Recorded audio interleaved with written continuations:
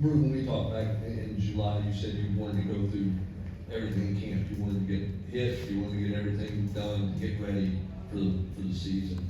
Have you accomplished everything you wanted to accomplish this camp, and how pleased are you with where you are?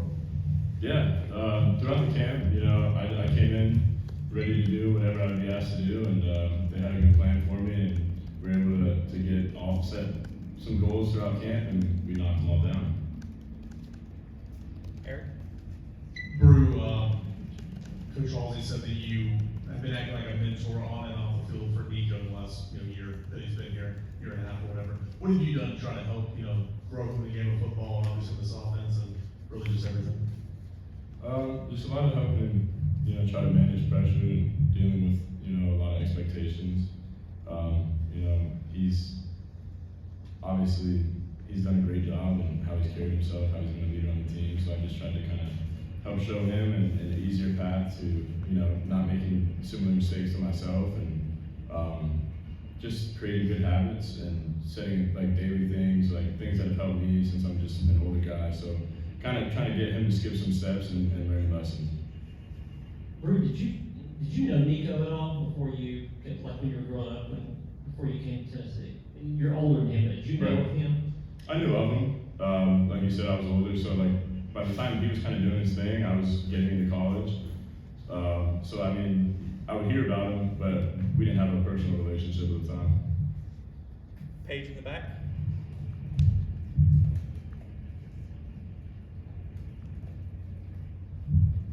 Describe what it was like kind of catching those first few initial passes from Nico, being able to go out there and route run, and then maybe how that connection has grown since those early catches.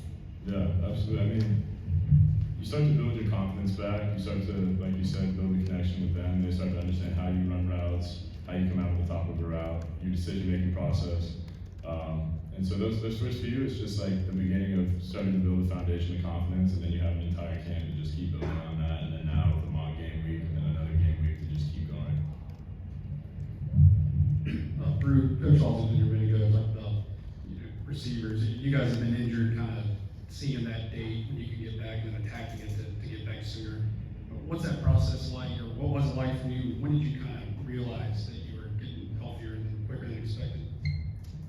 It was kind of as we went through spring, you push rigorous rehab throughout spring, and you kind of get the motivation of the fact you're watching your teammates go out there and practice every day. And then as spring was kind of wrapping up, I was able to do more like football-based movements, things of that nature. You start involving like catching a football in what you're doing. You start doing, slow down route running.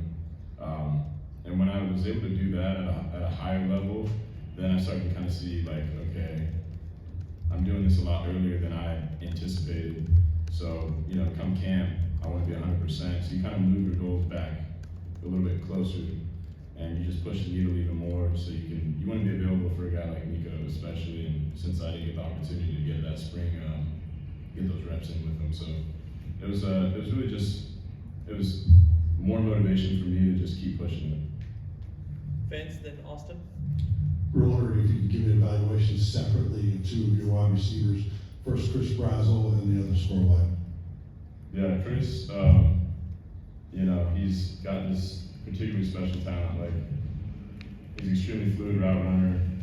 He's got a high football IQ. He attacks the ball. He's a jump ball, go get it. He can also run down any ball down the field. And he's a catch everything kind of guy. Really good hands, contested catch guy. And then Squirrel, I think we've all seen what he can do.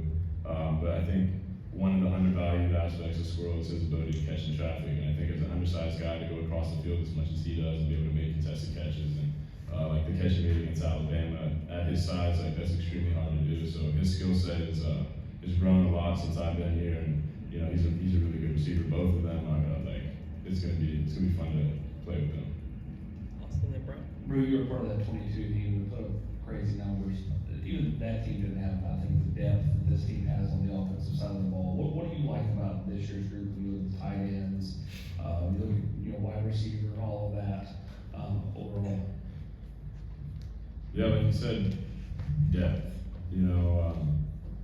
I think in 22, it was a high demand of volume on every game. You're playing 80, 85 plays. week by week by week, and that's a lot as a receiver, especially when you have to block in the run game as well. So, you know, it affords this opportunity to get other guys touches, to get them comfortable in the offense playing, and then also and from a competition standpoint, it really pushes everybody. When you've got a guy behind you that's, you know, trying to take your spot essentially, it pushes the needle. And I think when you add depth to a room, especially like you said, the tight end room, it's really driven everybody throughout this camp. Like there can't be any sort of complacency or anything in that regard. Bru, what have you learned about yourself the last 10 months, and how much have you thought about this first game being back in the stadium for you?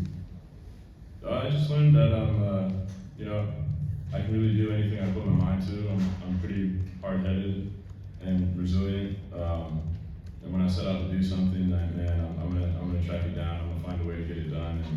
And you know, I definitely made myself a little bit proud in going through this process and getting done what I was able to get done. But obviously, it all leads up to what's coming up here in a week and a half.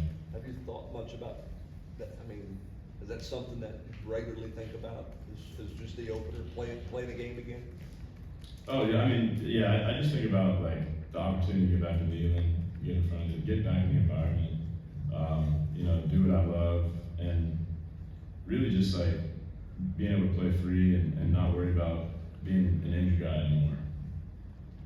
Patrick and Wes?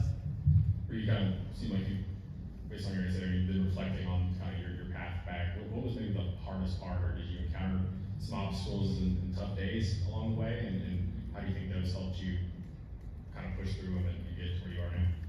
Yeah, I mean, you come across some, like they warn you as you go through the process, there's gonna be days that are you could consider a setback, and I think that I struggled with when I couldn't progress certain days, if I had to take it a little bit easier, if I had to, you know, maybe make it a day I'm just focusing on getting the swelling down and things of that nature. Like it was a struggle in that regard, but really the mental aspect of it, not being involved, not being able to do the things you normally do, like really having a bum wheel and not being able to be as active as you are just as an athlete, that part's hard, but from the physical side, it's not as hard as it is mentally. Last one, Wes? I'm not sure that there was a single moment, but if there was, at what point during your recovery did you become convinced that I can be exactly what I was before or better? Was there a time where you thought, okay, like I'm definitely gonna be all right with this thing?